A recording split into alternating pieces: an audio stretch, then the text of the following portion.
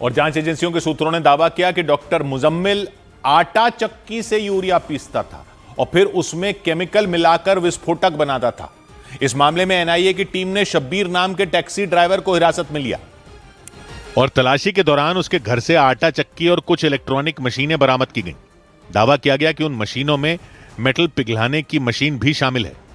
जांच एजेंसियों के सूत्रों ने दावा किया कि आटा चक्की की मदद से डॉक्टर मुजम्मिल यूरिया पीसता था।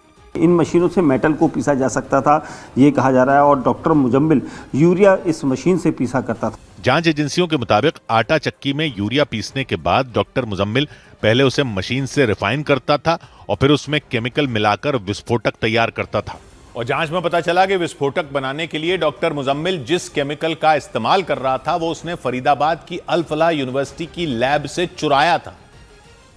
और सूत्रों ने दावा किया कि यूनिवर्सिटी की लैब से केमिकल चुराने में डॉक्टर उमर और डॉक्टर शाहीन भी शामिल थे। एनआईए की जांच में यह बात भी सामने आई कि डॉक्टर मुजम्मिल फरीदाबाद के धौज गांव में मौजूद अपने किराए के इसी कमरे में आटा चक्की से यूरिया पीसता था। बाद में उसके इसी कमरे से पुलिस को 350 किलो से ज्यादा विस्फोटक मिला था। इसी कमरे से 358 किलो विस्फोटक बरामद हुआ था। कुछ ऐसी चीजें बरामद हुई थी केमिकल की, वो इसी कमरे के अंदर से हुई थी। सूत्रों ने दावा किया कि कमरे के अंदर से पुलिस को विस्फोटक बनाने में इस्तेमाल होने वाला केमिकल भी मिला था। और शब्बीर नाम के जिस टैक्सी ड्राइवर को गिरफ्तार किया गया वो फरीदाबाद के धौज गांव का ही रहने वाला है। पूछताछ में उसने बताया कि डॉक्टर मुजम्मिल ने आटा चक्की को उसके घर में रखा था और उस दौरान डॉक्टर मुजम्मिल ने आटा चक्की को बहन का दहेज बताया था।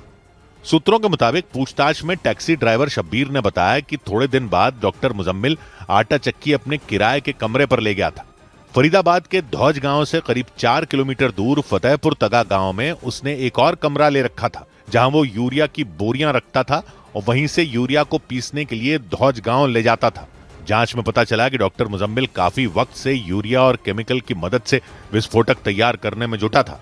और सूत्रों के मुताबिक टैक्सी ड्राइवर और डॉक्टर मुजम्मिल की मुलाकात अल फलाह मेडिकल कॉलेज के अस्पताल में हुई थी। उसके मुताबिक कुछ महीनों पहले उसने इलाज के लिए अपने बेटे को अस्पताल में भर्ती कराया था। और सूत्रों ने दावा किया कि डॉक्टर मुजम्मिल ने ही टैक्सी ड्राइवर के बेटे का इलाज किया था। इलाज के दौरान ही दोनों की जान पहचान हुई थी। एनआईए की जांच में पता चला कि डॉक्टर मुजम्मिल आतंक के नेटवर्क में मुस्लिम समुदाय के लोगों को जोड़ने का काम करता था। दावा किया गया कि अस्पताल में आए मरीजों और कर्मचारियों के घर जाकर उनकी मदद के बहाने ये काम किया करता था।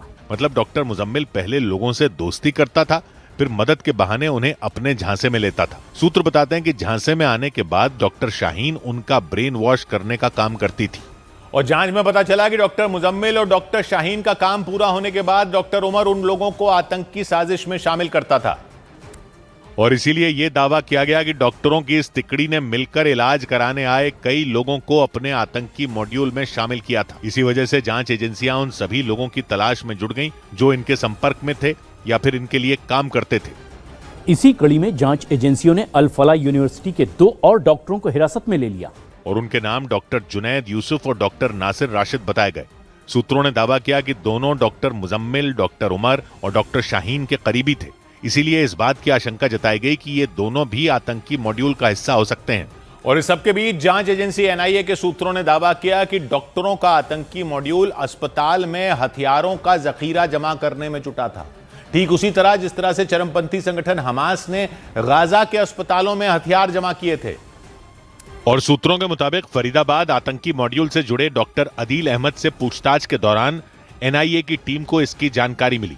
सूत्रों ने दावा किया कि पूछताछ में डॉक्टर अदील ने बताया कि कश्मीर के सरकारी अस्पतालों में हथियारों का जखीरा जमा करने का प्लान था, ठीक उसी तरह से जिस तरह से हमास ने इजरायली सेना से लड़ने के लिए अस्पताल के नीचे घातक हथियार जमा कर रखे थे।